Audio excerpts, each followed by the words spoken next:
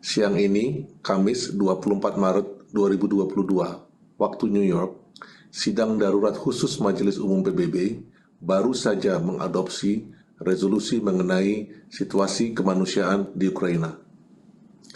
Resolusi dengan judul Humanitarian Consequences of the Aggression Against Ukraine diadopsi melalui voting dengan memperoleh dukungan dari 140 negara termasuk Indonesia. Seperti kita ikuti bersama, situasi kemanusiaan di Ukraina dalam beberapa minggu terakhir terus memburuk. Jumlah pengungsi sudah melampaui 3 juta orang dalam 1 bulan terakhir. Berbagai infrastruktur umum telah rusak. Melalui resolusi ini, anggota PBB menyatakan keprihatinannya dan mendorong agar segera diambil aksi untuk atasi masalah kemanusiaan di Ukraina dan sekitarnya. Resolusi ini merupakan resolusi pertama mengenai situasi kemanusiaan di Ukraina yang berhasil diadopsi PBB. Tujuannya adalah untuk merespons kondisi yang semakin memburuk di lapangan.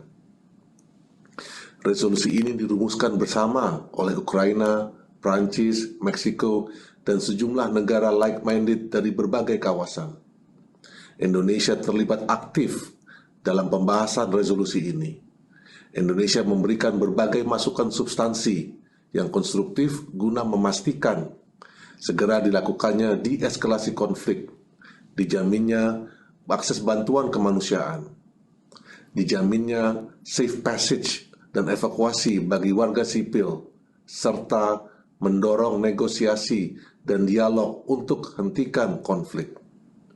Tujuan Indonesia hanya satu, memastikan masyarakat internasional dapat segera mengatasi situasi di Ukraina yang semakin memburuk.